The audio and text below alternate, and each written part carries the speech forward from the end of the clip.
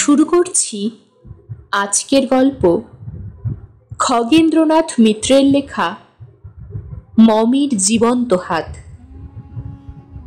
সকাল থেকে সেদিন কাজের আর বিরাম ছিল না। যখন বিশ্রাম পেলাম রাত তখন 12টা। যেখানে আমার আস্তানা ছিল সে জায়গাটার চারধারে 10 ক্রোশের মধ্যে কোনো লোকালয় নেই। গাছপালাও বড় একটা দেখা যায় না, কেবল শুষ্ক পাষাণ ও তার এধারে ওধারে অতি প্রাচীন সমাধিগুলি নীরবে পড়ে আছে। এইসব কারণে জায়গাটা স্বভাবতই নির্জন ও নিস্তব্ধ। দ্বীপ্রহরে ও সন্ধ্যার পর থেকে তার নীরবতা যেন গুরুভার পাষাণের মতো বুকের উপর চেপে বসে। রাত যত বাড়ে মনে হয় এখানে মাটির নিচে যারা ঘুমিয়ে আছে তারা জেগে উঠে রাত্রির মতো অতি চুপে চুপে পা ফেলে এবং বাতাসের মতো লঘু ও স্বচ্ছ দেহে এদিক ওদিক চলাফেরা করছে। আমার কাজ ছিল সমাধির নিচের শুষ্ক ও প্রাণহীন মৃতদেহগুলি নিয়ে। এক এক রাতে মনে হতো কে যেন আমার পিঠের উপর দিয়ে ঝুঁকে বা সামনে দাঁড়িয়ে আমার রচনাটা খুব কৌতূহলের সঙ্গে পাঠ করছে। কখনো কখনো সচকিত হয়ে মাথা তুলে এদিক ওদিক তাকিয়েছি, কিন্তু কিছুই দেখতে পাইনি। সেজন্য ভাবতাম ওটা আমার মনের ভুল। রাত দিন মৃতের সম্বন্ধে চিন্তা করছি, মৃতের নানা রকম সামগ্রী নাড়াচাড়া করি। আমার চারধারেই যে সমাধি। এই অবস্থায় প্রেত অথবা ছায়া অথবা ওই ধরনের কিছু যে দেখব কিংবা অনুভব করব, এতে আর বিচিত্র কি? যাই হোক, কাজ সেরে আমি আস্তানা থেকে বাইরে বেরিয়ে এলাম। পরদিন আমাদের দেশে যেতে হবে।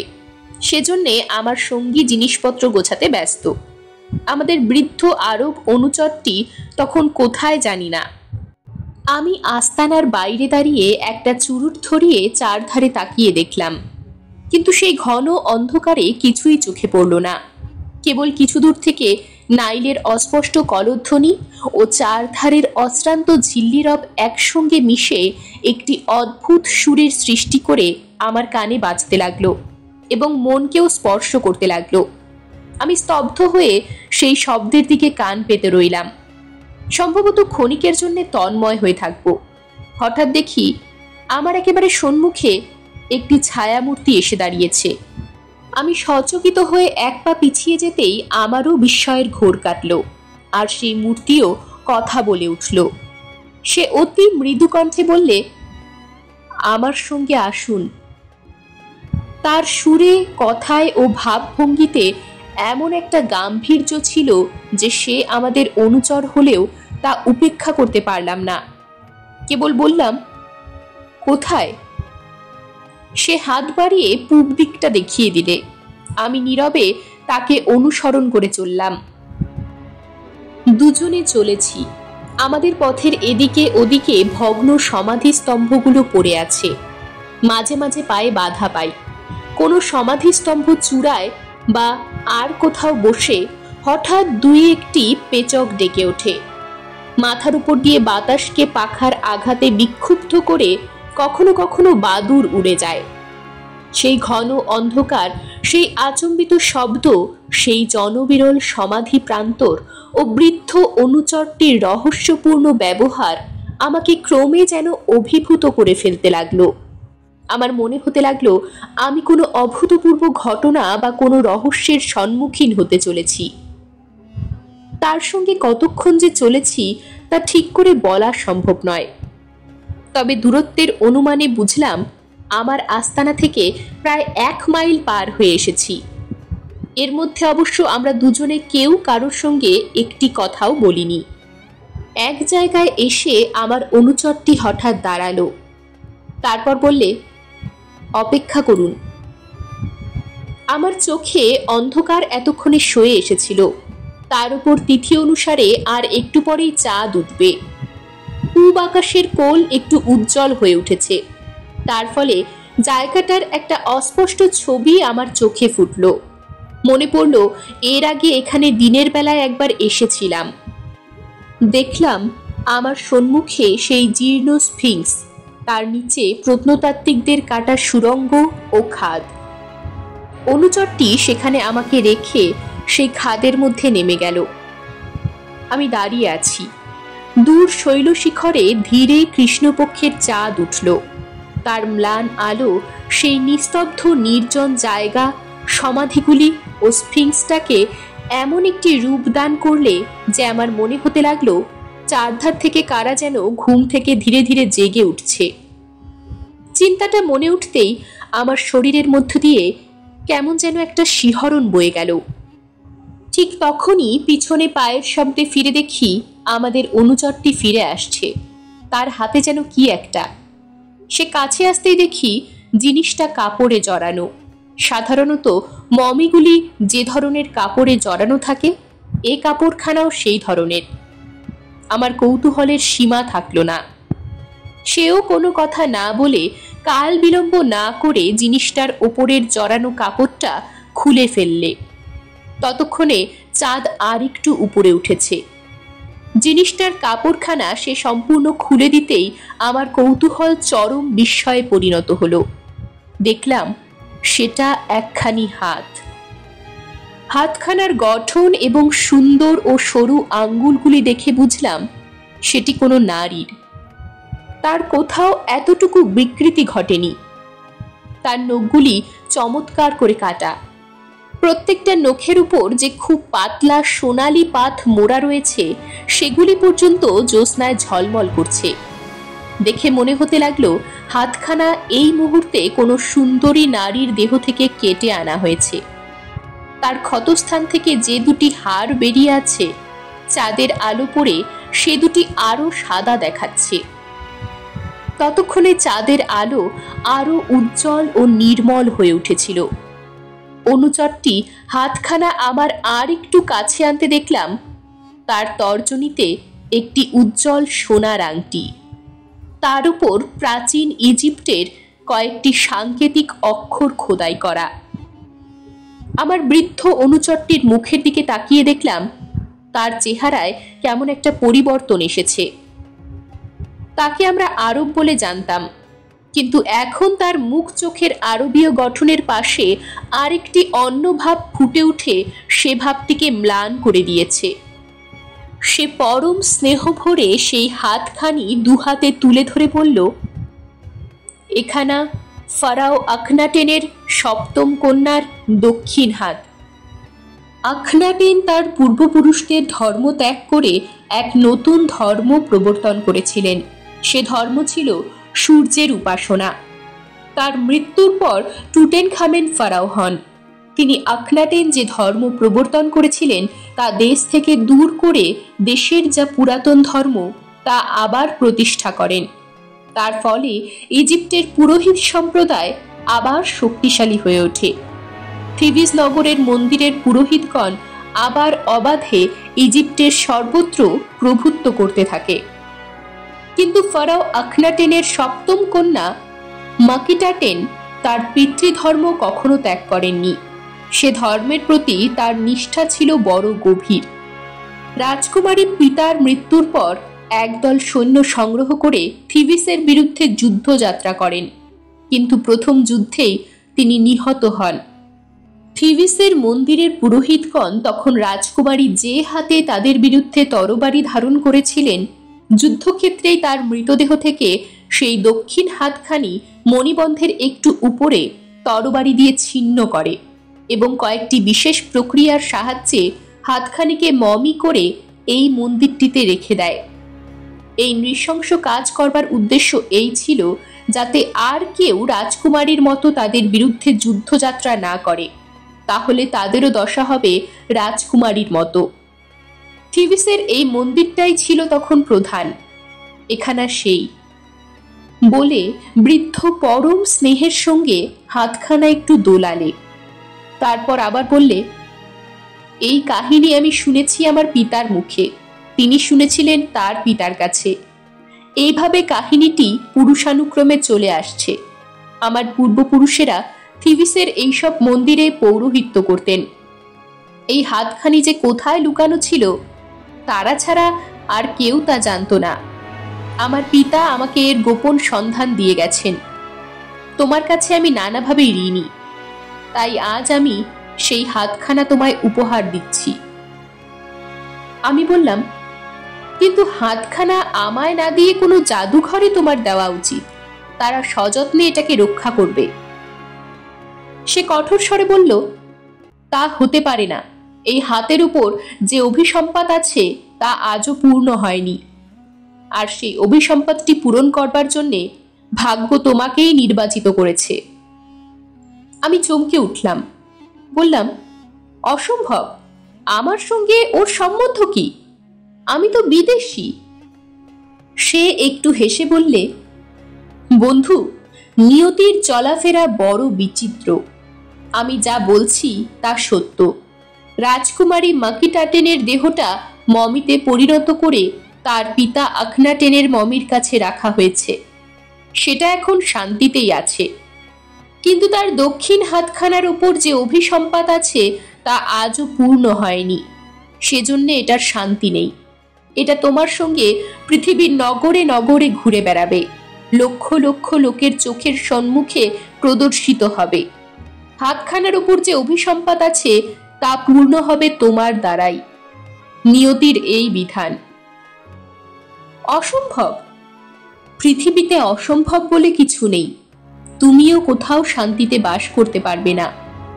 আজ থেকে 1 বছর পরে তোমার ভ্রমণ শুরু হবে, আর আজ থেকেই 30 বছর পরে এক মহাযুদ্ধের শেষ ভাগে রাজকুমারী মাকিটাটেনের ভগ্নিপতি ফারাও টুটেনখামেনের সমাধি আর মমি যে সময় আবিষ্কৃত হবে, ঠিক তার পূর্বেই রাজকুমারীর আত্মা এসে তোমার কাছ থেকে তার দক্ষিণ হাতখানা উদ্ধারের চেষ্টা করবে।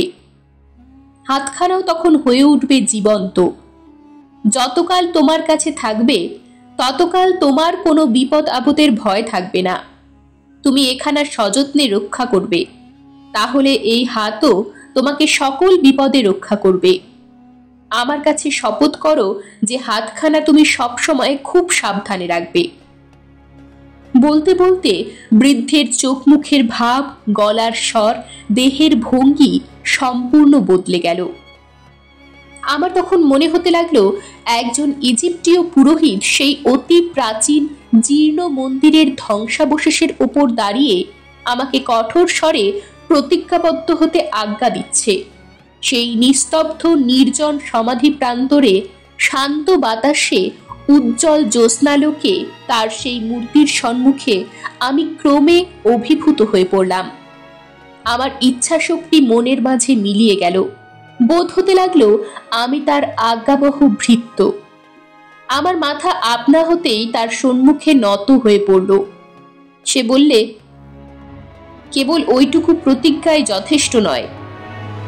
এই আমরা দুজনে আমেনের জীর্ণ ভগ্ন মন্দির তলে দাঁড়িয়ে আছি। এখানে নতজানু হয়ে বসে আকাশের দিকে তোমার দক্ষিণ হাত তুলে সকলের যিনি ঈশ্বর তাকে সাক্ষ্য করে শপথ করো যে তোমার কথা তুমি পালন করবে। তার অনুজ্ঞা উপেক্ষা করবার শক্তি আমার তখন ছিল না। আমি যথাযথ তা পালন করলাম।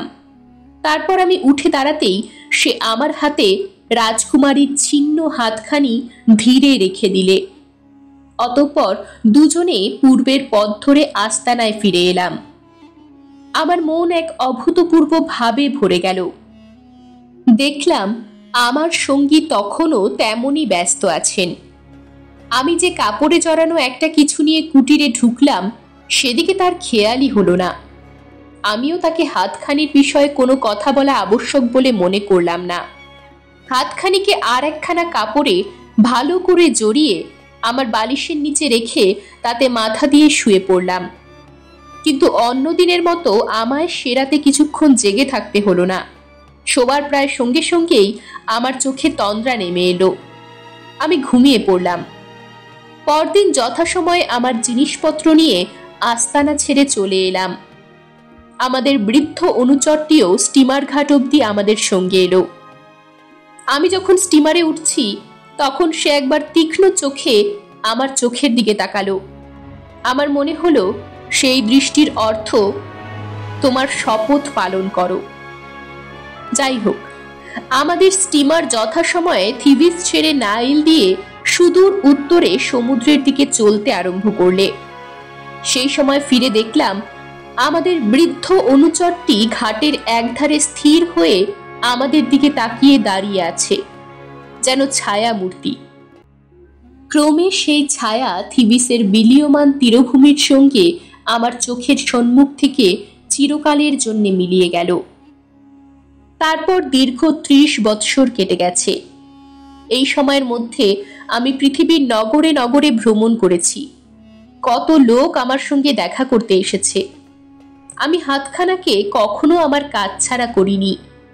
সকলেই রাজকুমারী মাকিটাটেনের সেই হাতখানিকে আমার বসবার ঘরে আমার পাশে দেখে গেছে ও তার চমকপ্রদ কাহিনীটি মনোযোগ দিয়ে শুনেছে। হাতখানিও এই দীর্ঘকালের মধ্যে আমাকে যে কত বিপদ আপদে রক্ষা করেছে তা বলতে গেলে একখানি প্রকাণ্ড পুঁথি হয়ে যাবে। একবার এক চোর আমার ঘরে ঢুকে এক জায়গায় লুকিয়ে থাকে। তার মতলব রাত যখন গভীর হবে তখন সে আমার মূল্যবান যা কিছু চুরি করে পালাবে।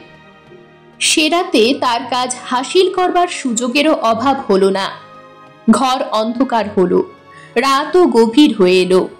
সে আমার সোনার ঘড়িটা সংগ্রহ করে অন্ধকারে হাতড়ে হাতড়ে টেবিলের ওপর থেকে টাকার থলিটা নিতে গিয়েই তার হাতখানা রাজকুমারীর হাতের ওপর পড়ল।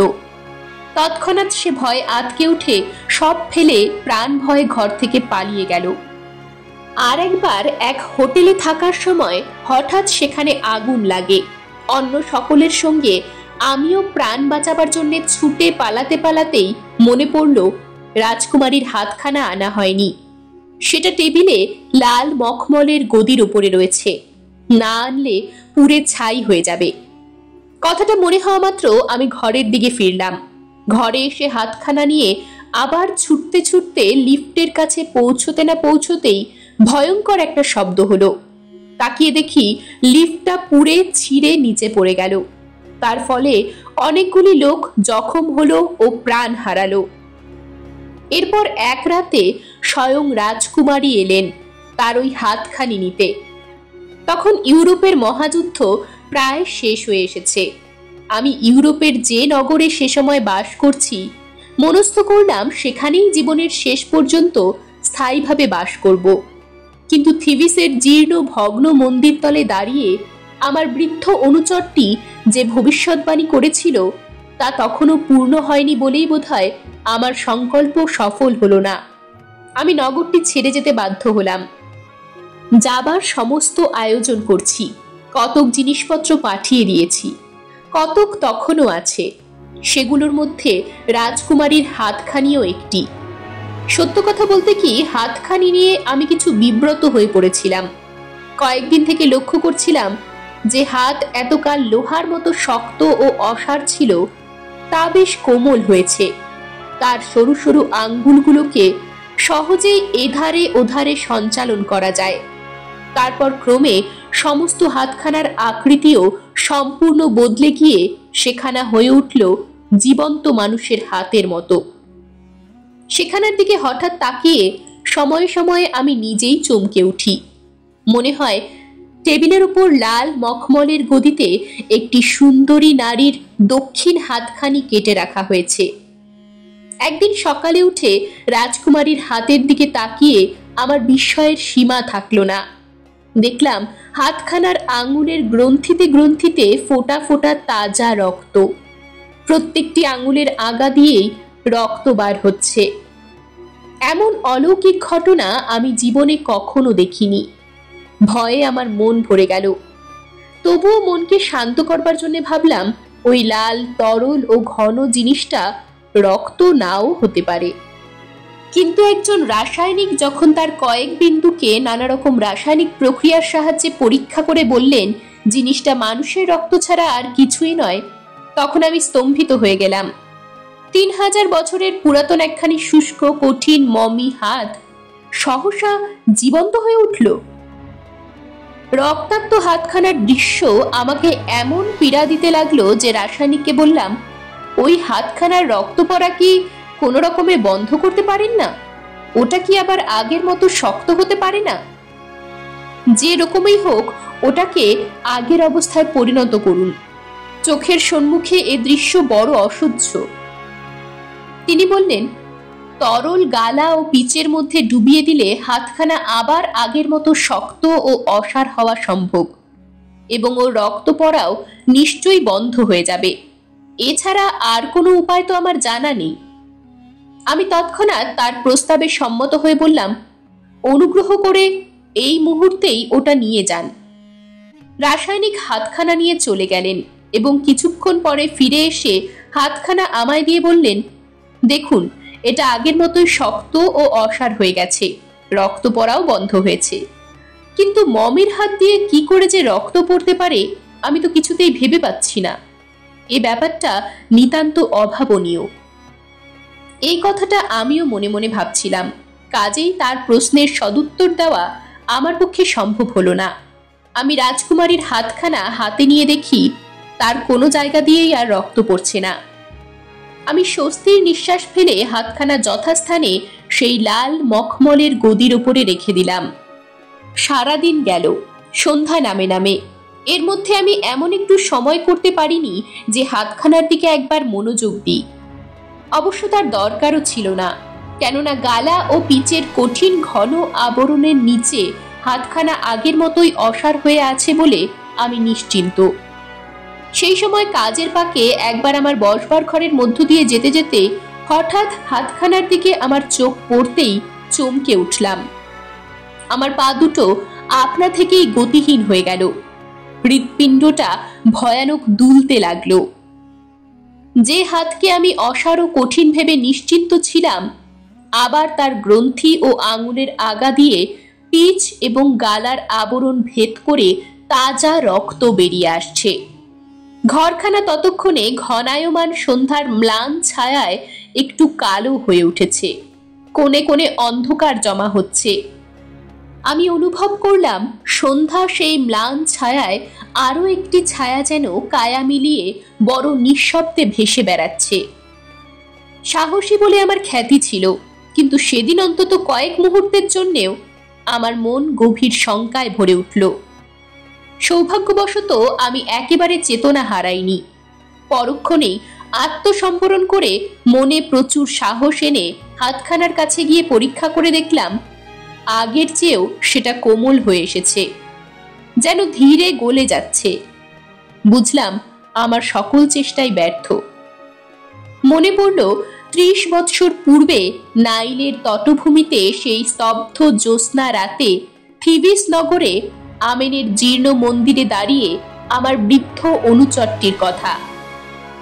আজ থেকে ৩০ বৎসর পরে একদিন সেই ক্ষণটি আজই এলো কি? কাল সাগরের ৩০০০ বৎসরের দুস্তর ব্যবধান পার হয়ে রাজকুমারী জীবনের পরপার থেকে আজই তার শুষ্ক দক্ষিণ হাতখানি নিতে এলেন। কিন্তু আমি হিসেব করে দেখলাম ভবিষ্যৎবাণী পূরণের তখনও একটি দিন বিলম্ব। এদিকে আমিও আর সময় নষ্ট করতে পারি না। নগরে তখন পূর্ণ অরাজকতা। আমার জিনিসপত্র যা ছিল সেই দিনই সব গুছিয়ে নিলাম। তবে হাতখানার অবস্থা দেখে সেটা আর সঙ্গে নেওয়া হবে না ভেবে স্থির করলাম, কালই আগুনে ওটাকে পুড়িয়ে ফেলব। কথাটা ভাবতেই আমার মনের কোণে একটু ব্যথা বেজে উঠল। ওই হাতখানি যে আমার জীবনের এক অংশের একটি পাশ এতকাল ধরে রেখেছিল, তাকে সেখান থেকে সরিয়ে নিশ্চিহ্ন করে দিতে হবে। কিন্তু তাছাড়া উপায় বা কি? আবার ভাবলাম, ওটাকে যদি সমাধিস্থ করি, কিন্তু তারই বা সুযোগ কোথায়? আমি আর হাতখানার প্রতি মনোযোগ দিলাম না, নিজের কাজ নিয়ে ব্যস্ত হয়ে পড়লাম। কিন্তু সে রাতে আবার এক অদ্ভুত ঘটনা ঘটল। রাত তখন গভীর, প্রায় সারা নগরী ঘুমে অচেতন। কেবল দূর থেকে মাঝে মাঝে বিদ্রোহী সৈন্যদের উন্মত্ত উল্লাস, সঙ্গীত ও দুটি একটি বন্দুকের আওয়াজ ভেসে আসছে। সেই সময় ৪ জন সশস্ত্র দস্যু আমার ঘরে হানা দিল। ঘরে ঢুকে প্রথমেই তাদের চোখ পড়ল রাজকুমারীর আঙুলের সোনার আংটিটির উপর। দস্যু সর্দার তৎক্ষণাৎ রাজকুমারীর হাতখানি মখমলের গদির উপর থেকে ছো দিয়ে তুলে নিলে, কিন্তু পরক্ষণেই দেখলে তার হাত রক্তাক্ত হয়ে গেছে। সে সভয়ে চিৎকার করে হাতখানার টেবিলের উপর ফেলে দিয়ে সঙ্গীদের সঙ্গে ঘর থেকে ঊর্ধ্বশ্বাসে পালিয়ে গেল। পরদিন আমার আরো জিনিসপত্র পাঠিয়ে দিলাম। বাকি রইল কেবল রাজকুমারীর হাতখানি, কয়েকটা কাঠের খালি বাক্স ও আমার একটা বড় পোর্টমেন্টো। যথারীতি দিন শেষ হয়ে নগরীর প্রাসাদ শ্রেণীর মাথায় সন্ধ্যা ঘনিয়ে এলো, আর একটু পরেই সে অন্ধকার দূর করে উঠল চাঁদ। আমার হাতে তখন আর কোনো কাজ নেই, মন বিষণ্ণ।